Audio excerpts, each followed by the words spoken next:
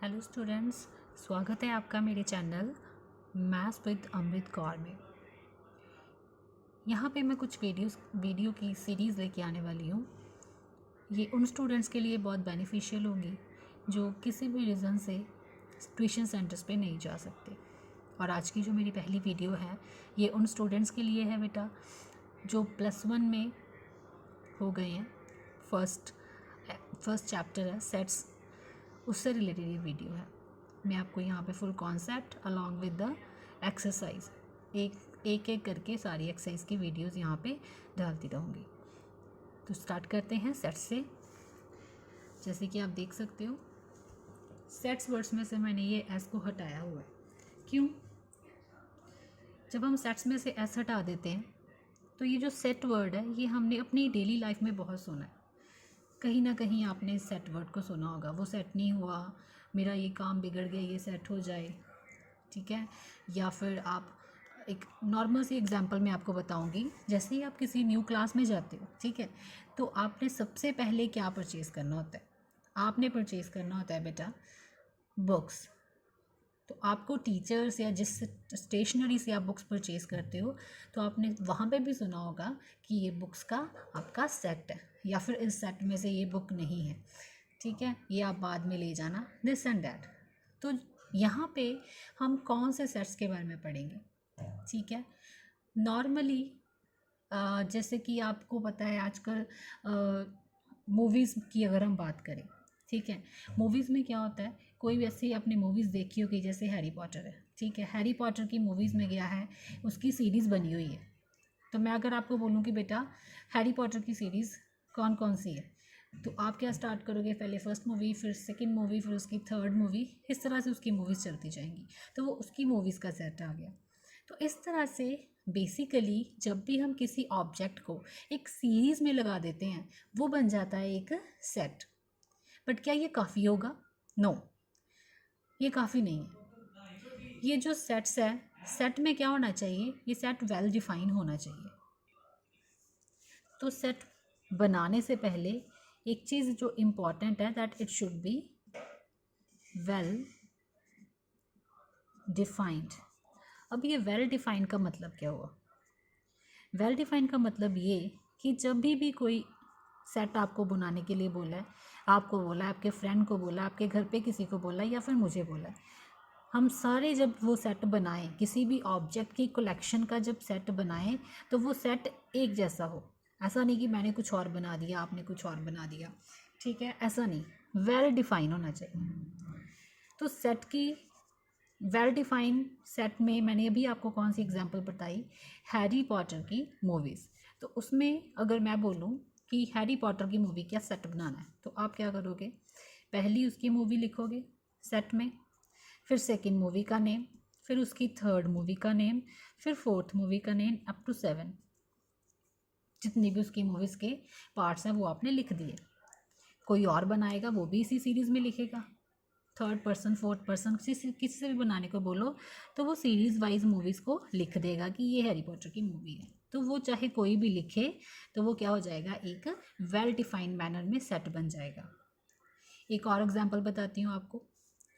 Suppose करो कि आपको किसी ने बोला है कि आप अपनी फेवरेट जो डिशेज़ हैं उनके नेम लिख के सेट बना दो। क्वेश्चन आया है आपको कि फेवरेट डिशेज़। अब जो डिश होती है बेटा ये पर्सनल होती है। आपको कुछ और पसंद हो सकता है कि आपको क्या पसंद है, आपको राजमा चावल पसंद है, ठीक है, और आपको क्या पसंद है?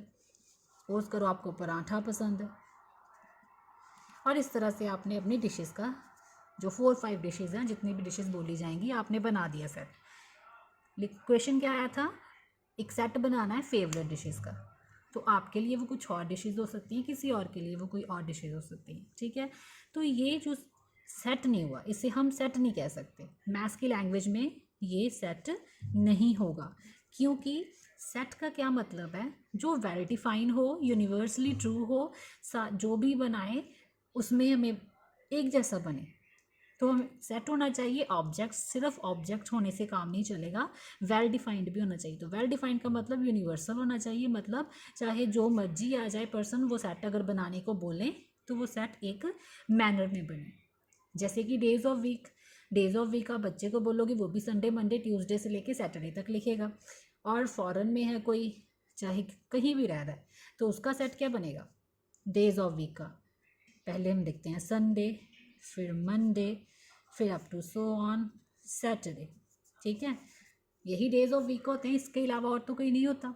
ठीक है, तो ये हो गया, इसे हम कह सकते हैं कि हाँ ये एक सेट है, ये सेट नहीं था, ये भी एक सेट था।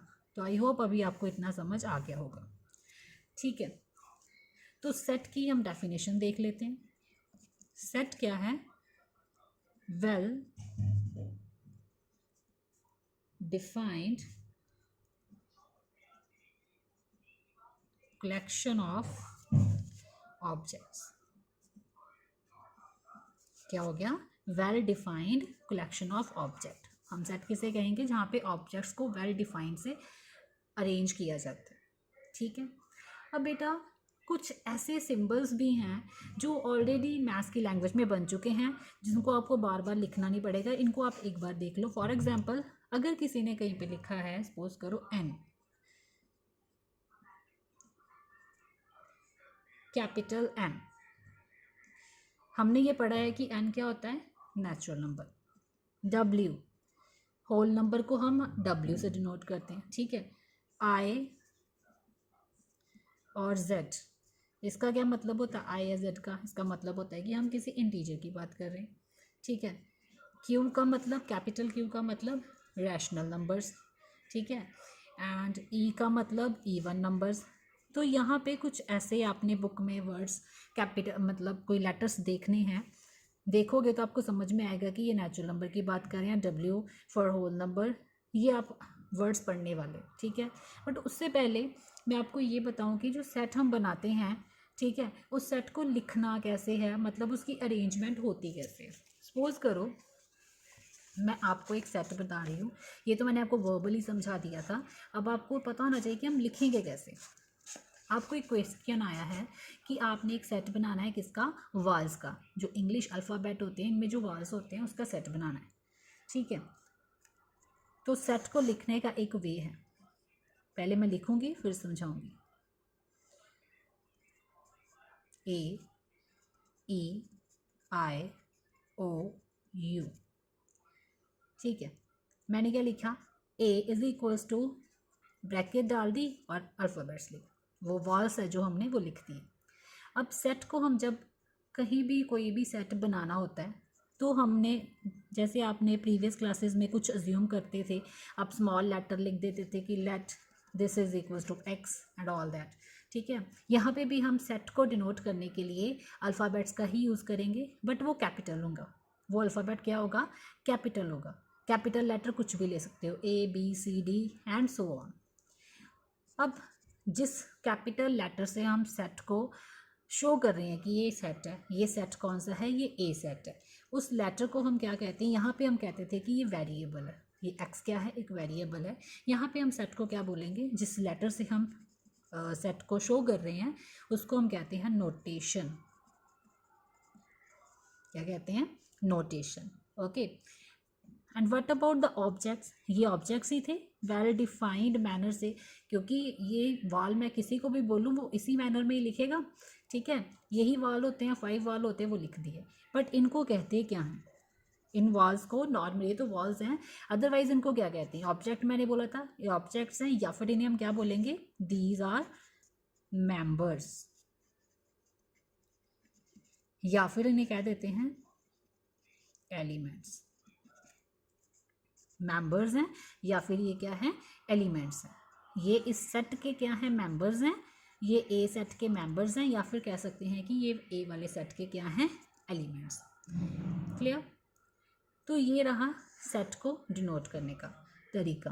ठीक है, आगे हम इसके और भी वेज सीखेंगे। ये एक आपको मैंने एक जर्नली बता दिया कि सेट किस तरह से हम डिनोट कर सकते हैं। अब मैं बात कर रही थी इन कैपिटल लेटर्स के बारे में। बेटा आप जहाँ पे भी बुक में लिखा पढ़ोगे कि सेट एन, एन का मतलब होगा कि set of all natural numbers, तो वो ऐसे लिख सकते हो आप, अप टू सो ऑन।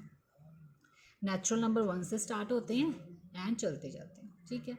जहाँ पे W लिखा होगा मतलब दे आर टॉकिंग अबाउट कि ये होल नंबर्स का सेट है। आई मिस्ड 2 हियर, ये होल नंबर का सेट है, ठीक है। इसी तरह से मैंने आपको अल्फ़ाबेट्स बताए हैं, W for whole number, Z for integer, Q for rational numbers, E for even integers, O for odd integers, R for real number. ये जैसे जैसे आप पढ़ते जाओगे आपको समझ आता जाएगा, ठीक है। आपने सबके बारे में पढ़ा हुआ है, आपको लेटर देख के समझ आ जाएगी कि ये किसकी बात हो रही है, अदरवाइज़ थोड़ा सा एक्सप्लेन भी कर देते हैं, इट्स ओके, ठीक है। इसके बाद बेटा कुछ और सिंबल्स हैं जो आपको समझ में आना चाहिए, समझने हैं before starting the exercise. Symbol है दिस, ई की तरह लगता है बट हम इसे बोलेंगे क्या, बिलोंग्स टू। जहाँ पे ये वर्ड लिखा होगा ई की तरह, इसे हम बोलते हैं बिलोंग्स टू। और अगर इस तरह से लिखा है तो नॉट बिलोंग्स टू। अब बेटा आपने ना पढ़ा होगा, 10th में भी पढ़ा है आपने, थीटा पढ़ा है आपने, डेल्टा पढ़ा है, ठीक है, फाई पढ़ा है, ठीक है। जो ऐसे अल्फ़ाबेट आपने जितने भी पढ़े हैं आज तक, ये सारे अल्फ़ाबेट एक्चुअली आते हैं ग्रीक से, ग्रीक लैंग्वेज से, क्योंकि ज़्यादा इन्वेंशंस वही हुई थी, तो वहीं से ये अल्फ़ाबेट उठा के मैथ्स में डाल दिए गए। और ये जो ई बना हुआ है ना, इसे एप्सिलॉन बोलते हैं, इसका मतलब है एप्सिलॉन और वहाँ से ई। और सेट्स में ये यूज़ होता है बिलोंग्स टू बोलने के लिए या फिर नॉट बिलोंग्स टू। जैसे कि मैं बोलूँगी कोई फैमिली है, सपोज करो रंधावा फैमिली है, ठीक है, उसका एक स्टूडेंट, एक बच्चा जाता है एडमिशन लेने, तो हम क्या कहेंगे कि this student belongs to the Randhawa family, ठीक है। और कोई और फैमिली आ रही है, बाजवा फैमिली आ रही है, या फिर चलो कोई भी फैमिली आ गई, तो हम बोलेंगे कि हाँ this student do not belong to that family. Belong word भी हमने बहुत बार सुना है। तो यहाँ पे बिलोंग्स टू या नॉट बिलोंग्स टू कहाँ पे यूज़ होने वाला है, एलिमेंट्स के लिए, सेट के एलिमेंट्स के लिए, ठीक है। मैं आपको एक एग्जांपल बताती हूँ। सपोज करो कि मैंने अभी एक सेट लिखा था, यहाँ पे वॉल्स वाला एक सेट लिखा था, वॉल्स वाला। तो मैं कह सकती हूँ कि हियर ये जो ई है, this belongs to set, set का नेम क्या था, ए। तो ये जो ई है, this belongs to set A, ठीक है। और अगर आप पूछो कि मैम व्हाट अबाउट जेड, क्या ये जेड है वो ए को बिलोंग करता है, इस सेट को बिलोंग कर रहा है, तो बोलोगे do not belong to set A. जो जेड अल्फ़ाबेट है वो सेट ए को बिलोंग नहीं करता, ई अल्फ़ाबेट जो है वो सेट ए को क्या करता है, बिलोंग करता है। बिलोंग्स टू के अलावा हम ऐसे भी बोल सकते हैं कि e is an element of set A, belongs to बोला जाता है कई बार is an element of, is an member of, ऐसे भी बोल सकते हैं, ठीक है। तो ये सारी चीज़ें थी जो मैंने आपको बताई अभी। इसके अलावा एक्सरसाइज स्टार्ट करने से पहले एक और इम्पॉर्टेंट थिंग जो आपको पता होनी चाहिए कि जो सेट हैं वो कितने टाइप के यहाँ पे होंगे। तो बेसिकली जो इसकी फर्स्ट टाइप है that is roster form. Roster form के सेट क्या होते हैं, अच्छा, जो रोस्टर फॉर्म जो भी मैंने सेट लिखा था, जो सेट ए मैंने लिखा हुआ है वॉल्स वाला, ठीक है, यहाँ पे मैंने वॉल्स वाला सेट लिखा हुआ है, ये रोस्टर फॉर्म में ही मैंने लिखा है, ठीक है। आप नेचुरल नंबर वाला सेट यहाँ पे जो लिखा है ये भी रोस्टर फॉर्म है, होल नंबर वाला जो लिखा है ये भी रोस्टर फॉर्म का ही सेट है, ठीक है। तो बेटा यहाँ पे रोस्टर फॉर्म के एक तो सेट होते हैं, दूसरी एक फॉर्म होती है set builder form, set builder form, clear. अब ये सेट बिल्डर फॉर्म क्या होती है, सेट बिल्डर फॉर्म एक ऐसी फॉर्म आप कह लो, नॉर्मल लैंग्वेज में आप ऐसे कह सकते हो कि वहाँ पे हम इतनी सारी चीज़ें नहीं लिखते, ये सारी चीज़ें नहीं लिखनी, वहाँ पे सिर्फ एक एलिमेंट ही लिखना होता है, सेट में सिर्फ एक एलिमेंट लिखते हैं और उस एलिमेंट को एक तरह से डेफिनेशन में हम क्या कर देते हैं, शो कर देते हैं। फॉर एग्जांपल जैसे अभी एक सेट मैं लिखूँगी रोस्टर फॉर्म में, AEIOU, ठीक है, ये रोस्टर फॉर्म है। और अगर मैं रोस्टर फॉर्म से सेट बिल्डर फॉर्म पे आना चाहूँ तो मैं क्या करूँगी, A is equals to X, साथ में डाला colon, X is a vowel in English alphabet।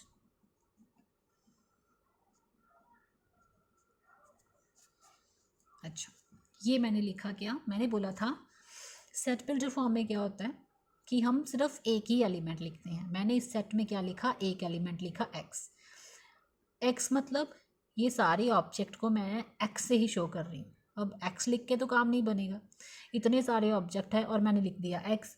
तो हम एक्स को कुछ इस तरह से एक्सप्लेन करेंगे कि जो इसे पढ़े उसे समझ में आए कि ये सेट है क्या। ये जो कॉलन डाला है इसको हम बोलते हैं सच दैट, ठीक है।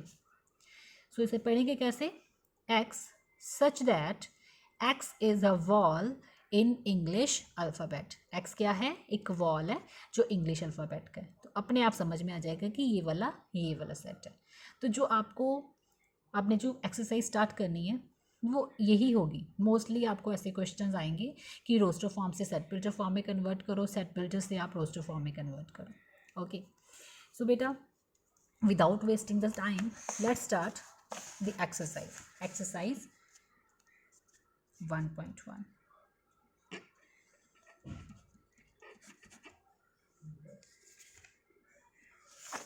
so अगर हम बुक देखें तो इस बुक में क्वेश्चंस देख लेते हैं कौन कौन से हैं। वेरी फर्स्ट क्या लिखा है, which of the followings are set, इनमें से कौन से सेट हैं, जस्टिफाई योर आंसर। अब आपने बस ये बताना है कि क्या जो गिवन स्टेटमेंट है ये सेट है या फिर नहीं। तो वेरी फर्स्ट हम देख लेते हैं, the collection of all the months of a year beginning with the letter J. क्या बोला गया, कौन सा सेट बनाओ कि ऐसे मंथ हो, ईयर के वो वाले मंथ लिखो जो कौन से लेटर से बिगन होते हैं, जे से। अब हमें पता होना चाहिए कि जे से बिगन होने वाले कौन कौन से मंथ्स हैं। और अगर मैं ये सेट बनाना चाहूँ तो मैं कैसे बनाऊँगी,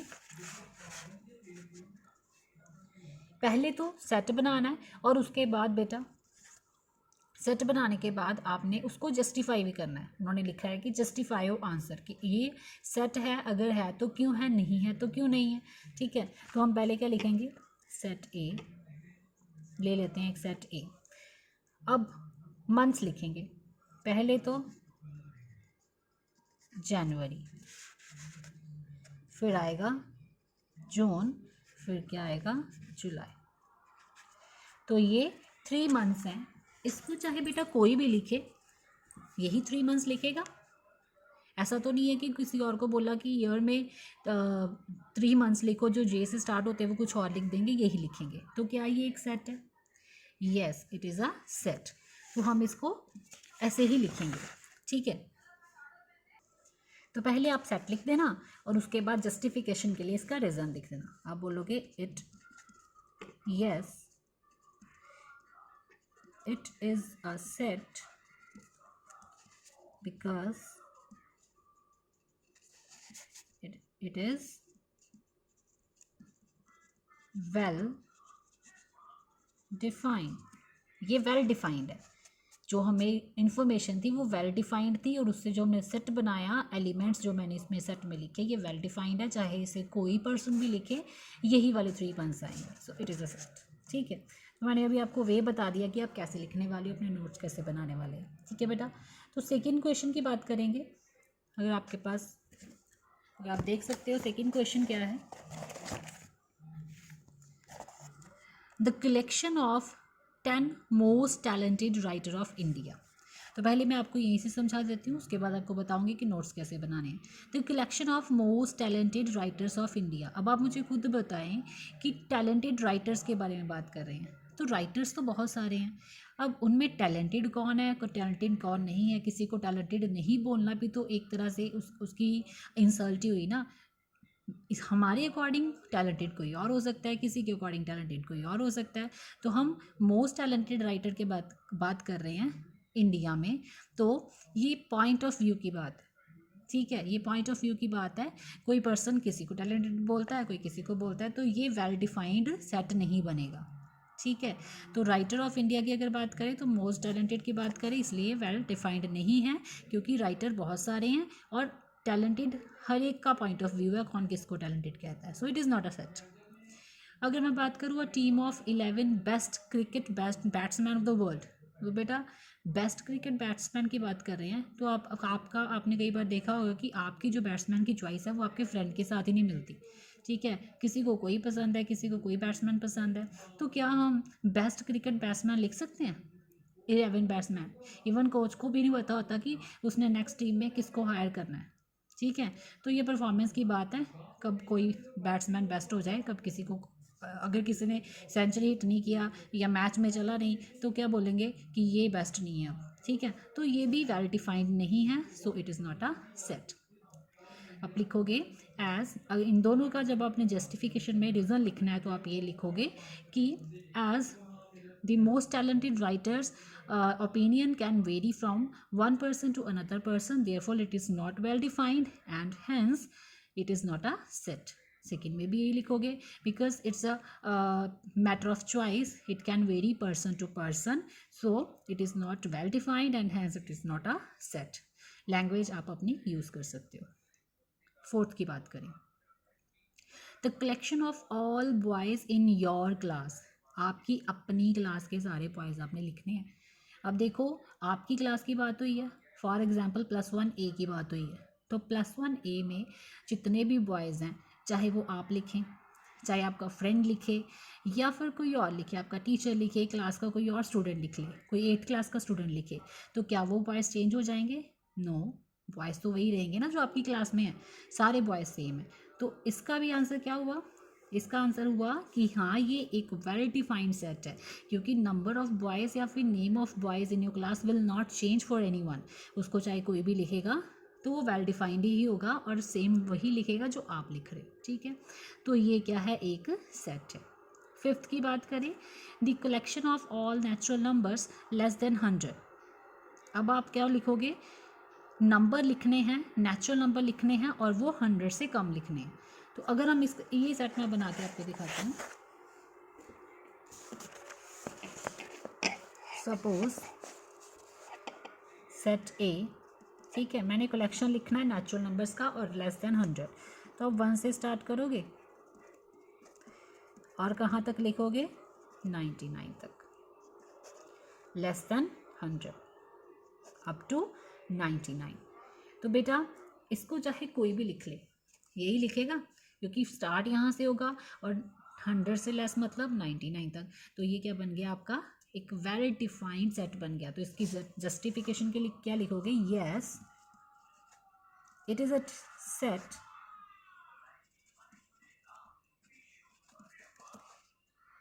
as it is well defined, ठीक है। तो ये भी एक सेट है। इसका जो नेक्स्ट क्वेश्चन है वो ये है, the collection of novels written by Munshi Premchand. Munshi Premchand writer के बारे में आपने सुना होगा, हिंदी में पढ़ा भी होगा।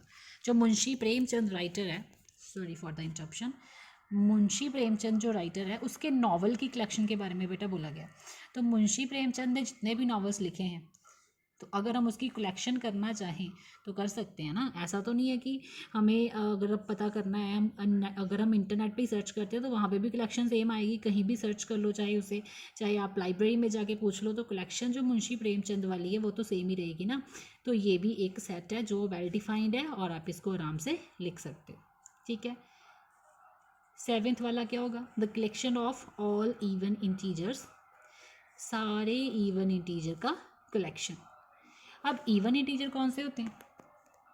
आई टेल यू। अगर हम बनाना चाहे सेट, क्या बनाओगे मेरे साथ या मेरे से पहले? ओके, मैं यहाँ पे बना रही हूँ सेट ए। आप वीडियो पॉज करके पहले बना सकते हो और देखना कि आपको आता है कि नहीं। हमने क्या लिखना है, collection of all the even integers. तो इवन इंटीजर्स क्या होते हैं, starting from 2 then 4 6 8 and so on, क्योंकि इंटीजर्स काउंटिंग में आते हैं और काउंटिंग का एंड नहीं है, तो हमने इसलिए ये डॉट्स लगा दिए। तो ये क्या बन गया, कलेक्शन ऑफ इवन इंटीजर। तो इवन इंटीजर सबके लिए सेम ही होते हैं, चाहे वो कोई भी लिखे। क्लियर। सो ये आपका आ गया इवन इंटीजर का सेट। और हम, हाँ, इसे आप सेट कर सकते हो कि नहीं कह सकते हो, yes it is a set. और आप जस्टिफिकेशन में लिखोगे yes it is a set because what, it is a well defined, it is well defined, that's why it is a set। हाँ जी।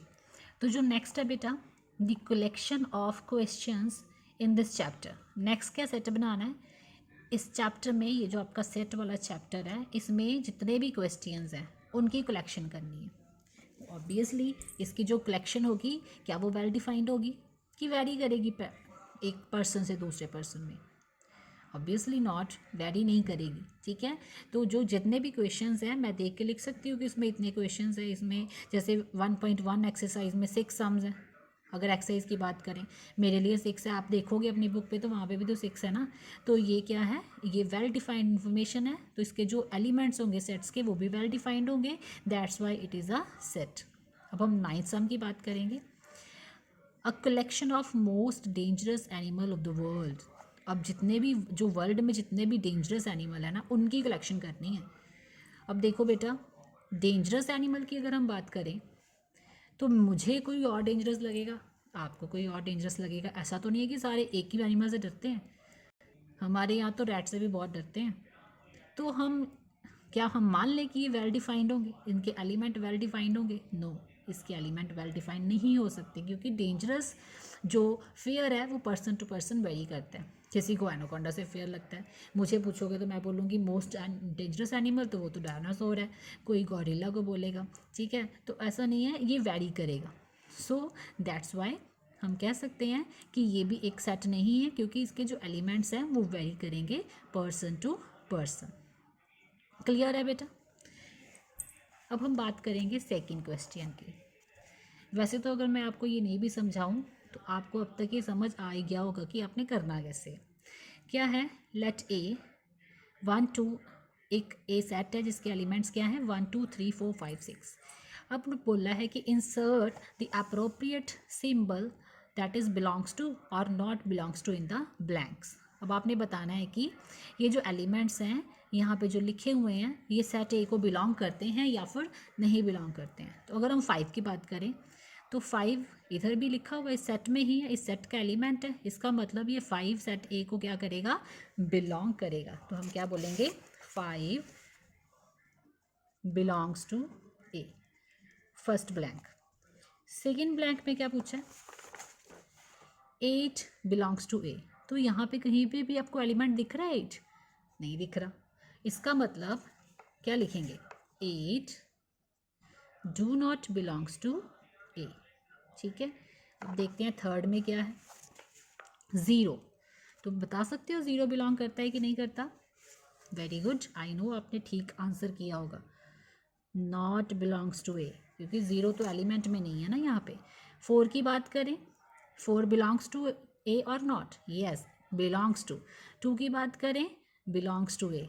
10 की बात करें, यहाँ पे नहीं दिख रहा है इस एलिमेंट्स में, ठीक है, नॉट बिलोंग्स टू ए। तो ये रहा आपका सेकेंड क्वेश्चन।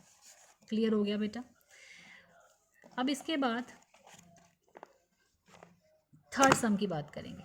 ठीक है, लिखा है write the following sets in roster form. ये जो सेट है इसको आपने रोस्टर फॉर्म में लिखना है। मैंने आपको बोला था ना स्टार्टिंग में कि आप रोस्टर फॉर्म से सेट बिल्डर फॉर्म में जाओगे, सेट बिल्डर से रोस्टर फॉर्म में जाओगे। ठीक है, तो इसको हमने रोस्टर फॉर्म में कन्वर्ट करना है। पहला सेट देखते हैं क्या है, ए x such that x is an integer and x is greater than -3 and less than 7। ये जो इन्फॉर्मेशन है, अब हम देखते हैं क्या इससे हमारा सेट बनता है। चलो ट्राई करते हैं।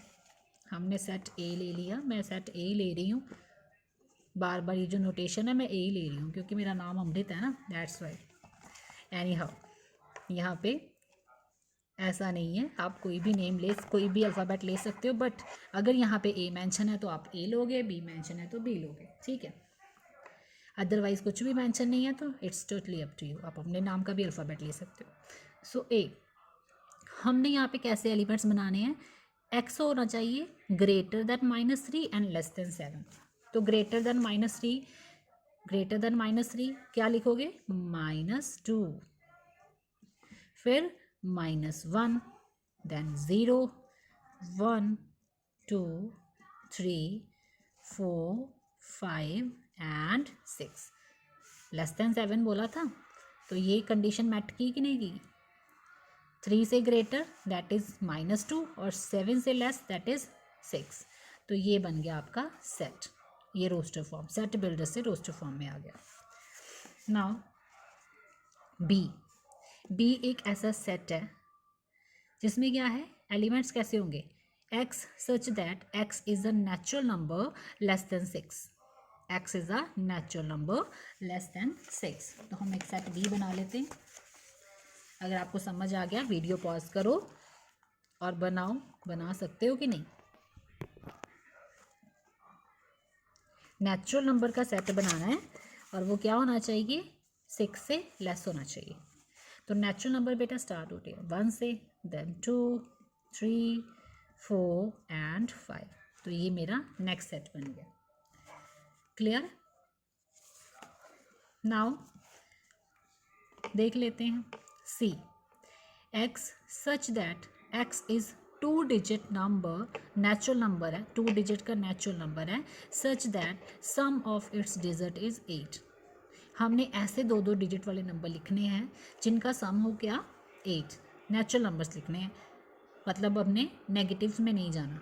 तो नेचुरल नंबर फॉर एग्जांपल मैं आपको एक एग्जांपल बता रही हूँ, जैसे 44 का सम क्या होगा 8 होगा।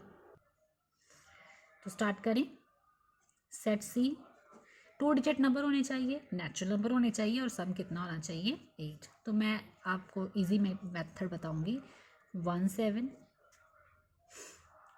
फिर इसको 2 बना दो, इसको बना दो 6, इसको बना दो 3 और इसको क्या बना दो 5। क्या कर रहे हैं हम, वैसे तो आप रैंडमली भी बना सकते थे, ऐसे बनाओगे ज़्यादा इजी रहेगा। एक को मैंने लिख दिया 1 7, 1 को 2 बना दिया, 7 को 6 बना दिया, ऐसे लिखना इजी हो जाएगा।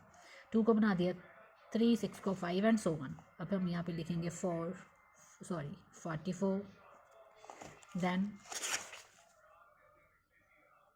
53, then 62 and at the last 71। तो ये बन गए set, this is comma 17, 26, 35, 44, 53, 62 and 71। तो ये बन गए आपके सेट्स, ये सेट बन गया सी। नेक्स्ट है डी, क्वेश्चन देख लेते हैं। x such that x is a prime number which is divisor of 60। कैसे एलिमेंट्स होने चाहिए, प्राइम नंबर्स होने चाहिए और 60 के क्या होने चाहिए, डिवाइजर होने चाहिए। इंपॉर्टेंट है बहुत ही, क्लियर, वेरी इंपॉर्टेंट। अब हम क्या लिखेंगे, प्राइम नंबर। तो हम देखते हैं, स्टार्ट करते हैं 2 से स्टार्ट करें। प्राइम नंबर 2 एक ऐसा प्राइम नंबर है, ठीक है, ये एक प्राइम नंबर है और क्या ये डिवाइज़र है 60 का, यस। देन 3 भी प्राइम नंबर है और डिवाइज़र है। 3 के बाद होता है क्या 5 भी एक प्राइम नंबर और 60 का डिवाइज़र है। नेक्स्ट कौन सा प्राइम नंबर है 7 डिवाइज़र नहीं है 60 का। उसके बाद प्राइम नंबर अगर बात करें 11, वो भी प्राइम नंबर है बट 60 का डिवाइज़र नहीं है। देन 13 प्राइम नंबर है बट 60 का डिवाइज़र नहीं है। और इसी तरह से जैसे जैसे आप आगे चलते जाओगे, जितने भी प्राइम नंबर्स हैं वो 60 के डिवाइज़र तो नहीं होंगे। तो हमारे सेट में 3 एलिमेंट्स ही रहेंगे, 2, 3 एंड 5। क्लियर।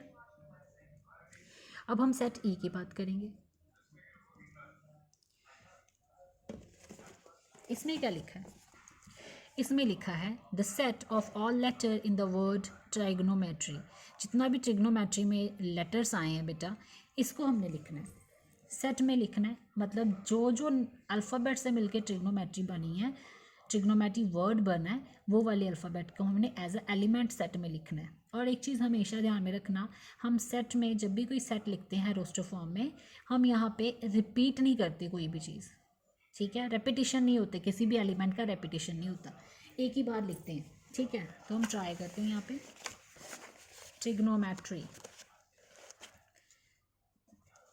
तो फर्स्ट अल्फ़ाबेट क्या लिखेंगे, फर्स्ट अल्फ़ाबेट क्या आएगा बेटा, ट्रिग्नोमेट्री लिखते लिखते टी लिख लेते हैं पहले, ठीक है। फिर आर भी है, नेक्स्ट अल्फ़ाबेट है आई, फिर कौन सा है जी, फिर कौन सा है ओ, देन एन, फिर एन के बाद फिर से ओ आ गया, ओ तो हमने ऑलरेडी लिखा है, फिर से रिपीट नहीं करेंगे, एन, फिर ओ नहीं रिपीट किया, फिर एम है, एम के बाद क्या है ई अभी तक हमने नहीं लिखा, लिखेंगे। फिर टी आ गया, टी पहले लिख चुके हैं हम, ठीक है, यहाँ पे रिपीट नहीं करेंगे। फिर आ गया आर भी लिख लिया है, अब वाई। सो ये बन गया आपका सेट के एलिमेंट्स। बस जो एलिमेंट रिपीटेड थे वो मैंने नहीं लिखे, सेट में नहीं लिखते। Clear? Now this is your homework F. यहाँ पे जो बेटर वर्ड है इनका आपने सेट बनाना है और मुझे बताना है कि आपका बना या नहीं। तो आज के लिए इतना ही, 3 पार्ट्स हैं, इसे रिवाइज करो। कल फिर से एक वीडियो डाउनलोड यहाँ पे मैं अपलोड कर दूँगी, यू कैन वॉच। और साथ में मैं आपको कुछ क्वेश्चंस भी दूँगी, extra questions to solve it. अगर वीडियो अच्छा लगे तो लाइक करो, अगर नहीं अच्छा लगे तो डिसलाइक करो, and do subscribe my channel. Thank you.